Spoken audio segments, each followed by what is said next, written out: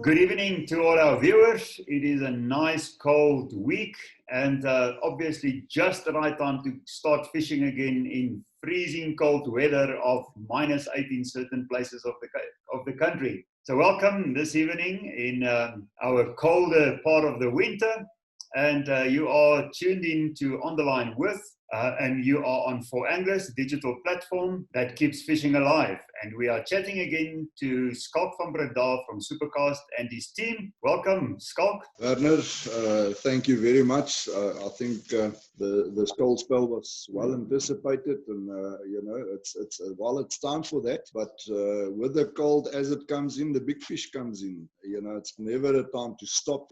In actual fact, I think it's the right time to start fishing. I just want to introduce my guy this evening by the name of Esterhuysen, and I do call him the Silent Assassin because he's a very quiet bloke with tremendous skills. And Hardy, welcome. Thank you very much for making time in this very uncertain times, and to come and share your knowledge with us.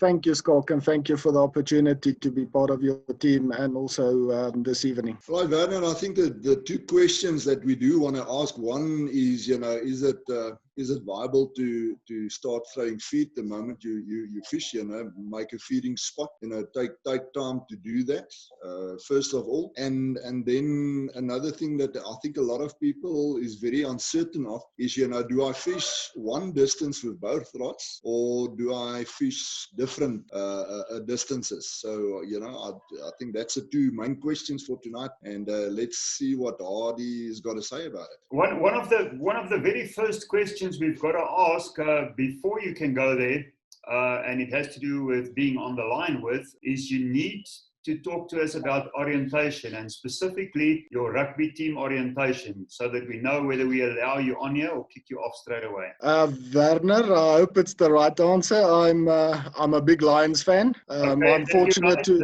This is over. So see you next time. I'm fortunate to have a son that also played for the Junior Lions, so it's in my heart, and we support. Well, you need to. Okay, so I'm outnumbered, so I'm going to shut up about rugby for the rest of the evening. Let's get to some fishing. So first tell me, in terms of the normal type of angler that you are you a big feeder or are you a lesser feeder in terms of the amount of ground bait that you use, generally speaking? Werner, I'm a lesser feeder, and I think we got to just create some context. When we talk about competitive angling, I would very seldom feed before the time. When we talk about recreational angling and you've got time on your side, it is always an option. When we talk about recreational angling, the biggest enemy of feeding is noise. So when you fish competitively, you get next to the water and you got 100 people offloading their stuff, and a hooter blows at 7 o'clock and everybody casts, and that creates a lot of noise. Now in that first hour, you've got what I call a golden hour. That is the time that you've got the best chance of catching fish close by. So by coming to the water and throwing a lot of feed in the water creates noise, which could drive fish away.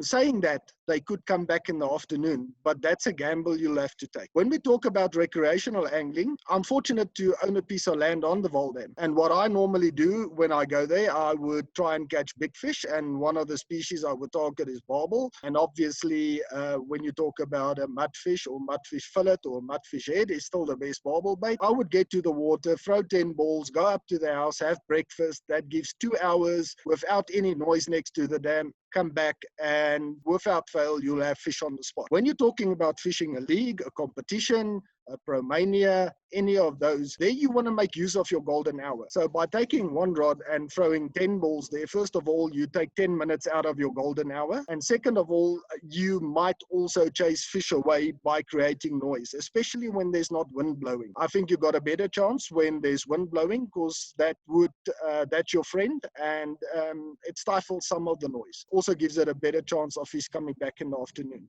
Another consideration is the venue you're fishing. So when you got a lot of fish in the venue and you know it, typically a Bloemhof sloop, maybe a Jackie Leonard, then it is a viable option of getting feed in the water quickly, and you know the fish will come onto your feed. When you don't know the venue, I think it's a big gamble, because first of all, you don't know what distance the fish are, so you're not looking for them. And by picking a spot and throwing 10 balls there, you're almost taking a lot of options out of play. So for me, competitive angling, no. Unless I know there's a lot of fish, I would do that. And second of all, when I know there's fish that's schooling. Now, when we talk about schooling fish, we talk typically of mudfish. Grass carp would school. Yellowfish always with the mudfish. Carp seldom school. You'll find them swimming 2s or 3s together. So I would rather, if I know a place has got lots of mudfish, typically a Moelman Island, close in you can throw 10 balls, and then it's about watching the water. I would throw 10 balls, go deeper distances, and watch the feeding spot, because it will give you indication when the fish are there. Mudfish normally flaps their tails on top of the water, and that's a good indication to come back, and you'll probably find them on your feeding spot. Heidi, if we talk about balance, and you very specifically said that the noise might chase them away, and then you miss that golden hour. But what about the possibility of sacrificing a little bit in the first hour, with the possibility of adding much more into the water and more fish coming in, picking that up towards the later part of the day? Isn't there a bit of balance to it? There could be, Werner. My experience tells me, and let's talk about 80-20 principle. You'll find fish close in the morning, and the tendency is for fish to move out during the day. So they'll go to deeper distances. And what I tend to find is competitions are normally from 1 o'clock to 3 o'clock. And most of the times, and it's not the rule, normally on the deeper distances, because then you start getting bigger fish and your time interval reduces. There could be that, especially when you got a windy day, that fish will come back, especially when it's hot, like mudfish. They'll come in the afternoon, but then you have to be aware of fish coming onto your spot. I use feeding as a backup plan. So in other words, I go to a venue, I know there's a lot of fish there, but I also would like to win the competition. And I might choose a game plan to fish deeper and go for bigger fish, but I'm always wary of there might be a lot of fish close in, and that the guys might outfish you on the closer distances. So in that case, what I will do is throw 10 balls and then go for the deeper distance, my game plan. And if that doesn't work and I see the guys get busy closer on the closer range, I can always come back to my feeding spot. But as a rule, I wouldn't like to waste my golden hour in the morning. I'd rather fish at closer distance and have bait there, especially in that first 10-15 minutes, because it takes the pressure off you and takes a blank off your shoulders. And once you're relaxed, I think it's a lot easier to fish. Okay, so you're talking about putting some insurance there, if you know that the likeliness is big that they might come back, or later in the day that there's a lot of fish. Typically, a place like Jackie Leonard, we know there's lots of muddies close in, but we also know there's big carp on the back. So in that case, you'll have to make a distinction whether you're going to go for the weight or whether you're going to go for quantity. And in that case, I would throw 10 balls there just as insurance, and I would rather go for the bigger fish. Because with the new point system, it's changed the way we fish, because fish only counts five points now and weight counts 10 points. So it's always better trying to catch bigger fish, even though you wait a little bit longer. But you always want to have that insurance that if you see the people around you are starting to get shoaling muddies on your feeding spot, to come back to something like that, and you already have feed in the water and you don't have to start from scratch. Just the last point on that, something that I also found is that even if you don't intend to fish there, and the guys next to you are fishing in close, or they are throwing a couple of balls, it is good to put bait there, just to put the competition there, even if you don't intend to come back at all to that part, just to compete with the number of fish close in. Do you agree with that? Werner, when you start fishing in the morning, you've got two rods.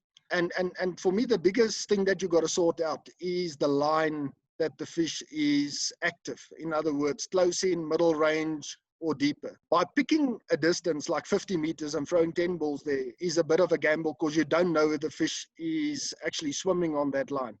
Then I'd rather start on two distances, like a 65 and 85. And then work from there. And once you catch a fish, I'd rather then work that area. In other words, every 10 or 15 minutes, put another ball there instead of just blanketly picking a spot and throwing balls there and hoping that fish would come onto your spot, if that makes sense. If you decide that it is the day that you're going to throw balls, let's say it was a pre-fished venue or whatever, how do you feed and what do you do with that feed? Is there something specifically that you put in? Do you make it harder, softer, whatever? How do you prepare that feed spot then? If I feed, I would prefer to feed with a spring. The bigger the better, depending on how much feed you want to have in the water. And second of all, I don't put a lot of stuff into my feed. I'm a purist. So I think good SVB feed is more than enough, but make it as soft as possible. I call it pre-neutro soft. So in other words, it's got to be soft enough just to stick to that spring. So you want it to dissolve as quick as possible. You don't want a lot of round balls that's hard, that's lying around, because that's not going to do the trick. I would use a spring and I'll make my feed as soft as possible, being able to cast without it coming off the spring. Schalk, with respect to that part of the feed and how Hardy tends to do that, would you do it differently, or what is your view about if I've seen you casting big balls like that before with a spring? What is your modus operandi with respect to that? You know what, Werner, I tend to agree with Hardy pretty much 99%. I think, it's a matter of opinion, and it's very important to know what you want to do, not to play Russian roulette. So when I want to feed, when my game plan is to come closer to catch that fish in the afternoon, my best thing is to get as much feed into the water as soon as possible. So, I would use that big spring. A lot of guys has made a joke about it that says it looks like my Hilux coil springs. So it's a Big Momma. I throw about 300-400 grams of feed on one stage. So you have to have a rod with a big backbone and that soft paste that Adi is talking about. So in that manner you can, when that bomb falls, it basically breaks up in pieces. So it takes you 5 to maximum 10 minutes to get that feed in. I throw 10 bombs, and that's close to 3 kilos of feed. So it's the quicker the better. And then I'll come back and test it. It takes me 10 minutes to see if there's any fish on the feed and go back again. So I don't waste time. I don't wait for them. If they're there and they feed, they're going to eat. So it's a game plan of note, and nobody will win you in 10 minutes. There's no possibility of that. So, I do like throwing balls in the morning. Now, Hardy, you mentioned a specific way of fishing different distances. What is the method that you apply to determine those specific distances? How do you get to that? It looks pretty systematic, but explain a little bit more. To me, there's two golden rules, Werner. Fish tend to be close in the morning, early morning. It's almost like they come in overnight and fish in the fringes. And during the day, it could be because of water getting warmer and they feel uncomfortable, they're moving out. And it could be also because of noise on the bank. Lots of people, lots of activity, and they also flee to deeper water. So early morning's close, later afternoon, more your deeper distances. And the second golden rule for me is deep water close, shallow water deep. And then you got your mid-range, to me, which is around about the 85-meter mark, which I love fishing because it's far enough not to for noise not to scare them away, but it's still close enough to fish accurately, and it's probably one of the distance that you can keep fish there for the whole day without losing the fish. So in other words, on 50 meters, you might catch that early morning golden hour fish, 3-4 of them, and then they're gone. But on 85, you're going to wait a little bit longer, but you got a bigger opportunity of keeping them there for the whole day. They might come on and off the bite. And then the big thing for me is the back end. You need a caller rod. So in other words, I would typically start the morning on distances, say 65, 85, 65 to catch my early morning fish. 85 is my distance that's close enough to fish very accurately and you can keep the fish there. And then when the 65 stops biting, I'd like to put a rod out to between 100 and 120 meters, and that's my calling rod. So in other words, in order to catch the bigger fish at longer distances, you need time. So typically in the Vol Dam, you'll have reaction times between 30 and an hour. 45 is always a very good indication. So you need a rod there to warn you when the fish starts biting on the back end. So and I call it my calling rod. So the moment I catch my first fish on that 115 meters, I tend to take out my 85 rod, fish on a clipped in distance between 110 and 120, and with my second rod, I'll fish the same weight, but not clipped in, but more or less the same weight when I cast. So that gives you sometimes 10 meters short, 10 meters past, and I'll end like that for the day. Hardy, in terms of bait on the different lines, will you start with the same baits or is it a different approach? What will you put on the hooks? Werner, I'm quite a purist. I'll fish the same baits. I'll just fish deeper distances. I like to fish like the finesse fishing, very much in similar vein to Schalk. I like small baits and I don't use a lot of dip. And I would rather change the distance before I change my favorite combination, if you put it that way. Okay, now what will be that go-to bait that you put on in most of the cases? In the morning, I'd normally start with a float and a dough, and top hook just a small dough. My start combination is always Vixen Luti. I think everybody knows me for that. And then probably on the other rod, I'll start with FX Devil's Fork. And then the first dip I'll always put as a third dip. As a caller, I'll go to something like Breda. On the deeper rod, would you ever, on the one that you put at the 110, 120 as a caller, will you go with the same type of baits or would you change that? I would go with exactly the same type of bait, Werner. I wouldn't even change the size of your hook baits. I'll still keep it small and fine and finessed and just throw it on a deeper distance. Thank you for that. I think that's a good basic understanding and we get the gist of it. A couple of quick fire questions in terms of your favorite combinations, and I'm just going to shout out a couple of venues. And you just need to tell me what your favorite combination will be at that venue. Jackie Leonard. Jackie Leonard, I'll start Vixen Luti, and when I fish for carp, I'll stick with the Devil's Fork FX. Definitely Devil's Drac. I'll shake one of the does in Devil's Drac just to get that bigger size fish. Hard seas. Hard seas, depending on the weather condition, I love fishing with something with spirits in, especially something like paint, together with probably something like Kiana, a musk. At hard seas, you tend to catch those bigger carps. They love the musk flavors. And I found normally with a spirits-based bait, which is the alcohol, that just releases the flavor of something like paint more in the water, and together with the musk. And you tend to catch bigger fish on that combination. Okay, let's cross the road to Beermans or Kriegers. Yo, Beermans, I've done the best there, still going back to plain old Devil's Fork FX, and then using things like Devil's Drac.